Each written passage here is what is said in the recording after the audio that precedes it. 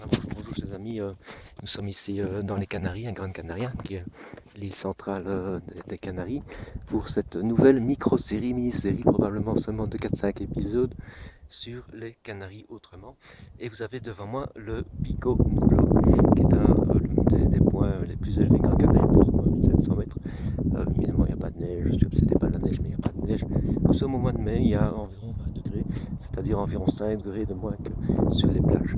Je vais maintenant vous faire un petit tour panoramique de l'endroit pour vous montrer que Grande Canaria, ce n'est pas seulement des plages, des endroits touristiques, des restaurants plus ou moins corrects, des boîtes plus ou moins correctes aussi. Et donc on peut aussi vraiment bien se promener à l'intérieur des pinèdes, ici un peu sur les hauteurs, donc à partir de 1500-1600 mètres, il y a un peu de pinèdes, comme on peut voir ici. Et je vais faire un petit film ici, qui sera relativement court parce qu'il n'y a pas tellement de batterie sur cette petite promenade. Donc l'île de Grande Canaria qui comprend la capitale des Canaries, Las Palmas, environ 270 000 habitants, 270 000 habitants pour nos amis français. Il comprend aussi dans son intérieur, on croit que c'est complètement bâti, etc. Mais il faut vraiment s'éloigner des côtes et on est environ à Las Palmas et éventuellement à Las Palmas. Mais dès que vous éloignez des côtes, vous avez ici donc une région, toute une région dans les montagnes qui est une réserve naturelle, on ne peut pas construire, mais dès qu'on redescend un petit peu, vous voyez, je vous montre là, et ben, c'est construit évidemment. Et là tout en bas est la côte. Je vais encore vous montrer tout à l'heure, parce que je suis un petit peu avec le temps, parce que j'ai couru, je vous montrerai tout à l'heure encore quelques autres points de vue. Alors évidemment, je vous ferai dans ce cas de série autrement, quand même 2-3 points de vue tout à fait typiques des plages, etc. pour ceux qui ne connaissent pas. Bon, évidemment, vous pouvez aller sur votre tour opérateur et vous verrez un petit peu ce dont il s'agit. Évidemment, c'est pas le genre de la maison. Nous, on a choisi des hôtels, on a loué une voiture et évidemment, on fait également des randonnées. Mais c'est le premier jour de randonnée et je dois dire que la forme n'y est pas vraiment. Vous m'entendez respirer haletant.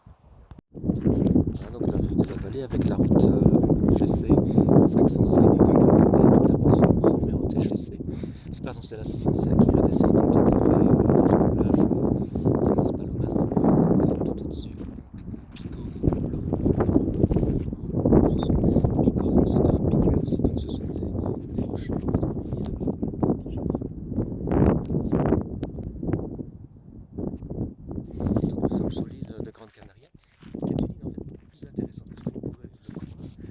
Dans les Canaries, on croit toujours que c'est la plus bon, les plages, ces immenses plages, également les dunes de Grande Canaria, de Maspalomas, que c'est un peu le tourisme industriel, oui, ça l'est, mais pas seulement. Si vous allez vraiment à l'intérieur des terres, vous pouvez passer des jours et des jours.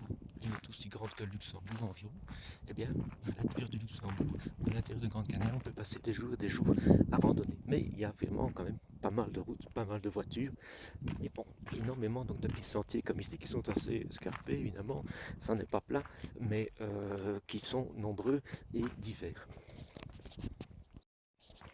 Alors, le Pico Nublo n'est pas le point le plus élevé des Grandes Canaries, c'est le troisième point le plus élevé. Le point le plus élevé étant le Pinot di Nieve, où il y a souvent de la neige d'ailleurs en hiver, pas de station de ski, mais enfin ça culmine à presque 2 mm. Et effectivement, on sent quand même la différence de température. Je vous disais tout à l'heure en bas, aux plages, il y avait environ 25-26 degrés, même un peu lourd comme ça parce qu'il est un peu plus matin. Et ici, nous avons 18-20 degrés, le vent souffle.